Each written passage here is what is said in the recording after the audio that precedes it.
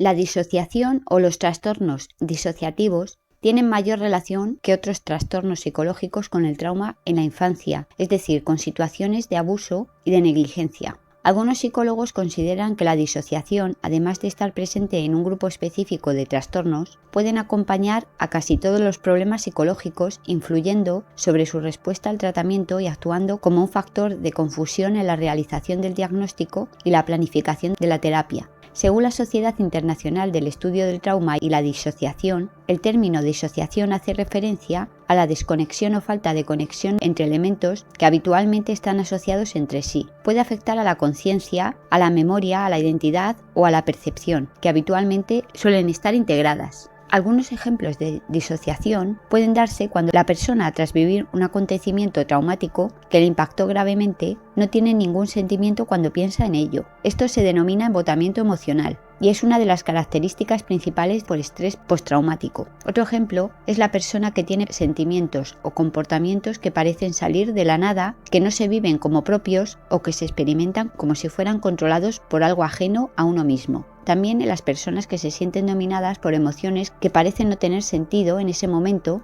por ejemplo, sentirse tremendamente triste o alegre sin razón aparente. Cuando esto ocurre, el sentimiento suele desaparecer en la misma manera en que apareció. En personas que se encuentran haciendo algo que normalmente no harían, casi como si se vieran forzadas a hacerlo. Y en las personas que tienen la experiencia de ser un pasajero en su propio cuerpo en lugar del conductor. Los síntomas disociativos se pueden clasificar en 5 grupos: amnesia, despersonalización, desrealización, confusión de identidad y alteración de identidad. La amnesia disociativa tiene que ver con la imposibilidad de recordar información personal importante sin que ésta se pueda atribuir a un olvido ordinario. Puede afectar a un acontecimiento importante de la vida de la persona, como por ejemplo el día de su boda, o a un periodo de tiempo que puede ir de minutos a años. También existen microamnesias en las que no se recuerda, por ejemplo, una discusión en la que se participó o se olvida de un momento a otro el contenido de una conversación. Puede darse fugas disociativas y microfugas. En ellas, las personas pueden irse de viaje y encontrarse en un lugar y de repente darse cuenta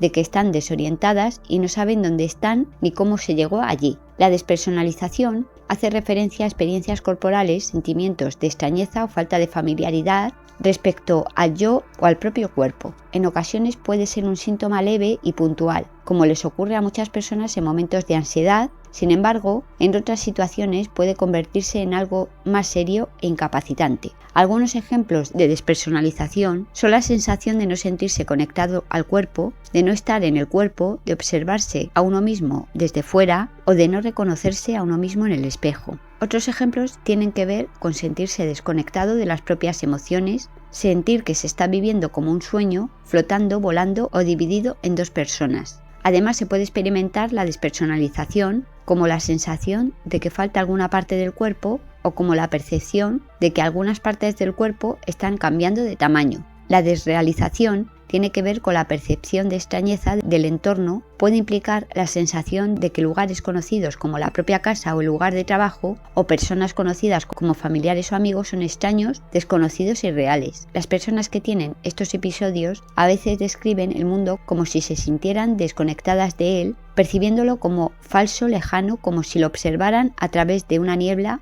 o como si lo estuvieran viendo en una película. La confusión de identidad se define como una sensación subjetiva de incertidumbre, perplejidad y conflicto sobre la propia identidad. La persona suele tener dificultades para saber cómo es realmente, qué quiere hacer o qué decisiones debe tomar. También puede darse en la adolescencia y en otros trastornos psicológicos, pero en estos casos se caracteriza más por la dificultad para encontrar un rol estable en la sociedad.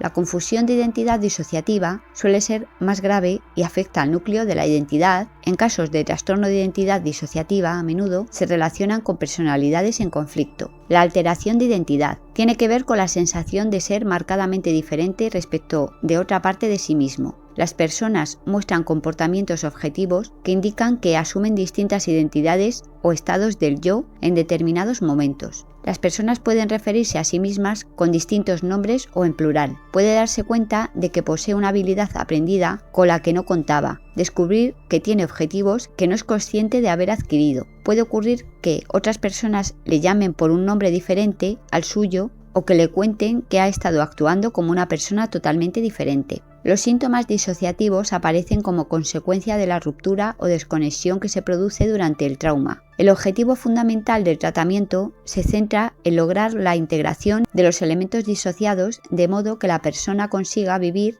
de una forma más sana y adaptativa. Para ello se lleva a cabo un abordaje específico basado en la estabilización que incluye psicoeducación, consolidación o desarrollo de recursos psicológicos, autocuidado y trabajo con las partes disociadas, el tratamiento del trauma y la integración final de la personalidad.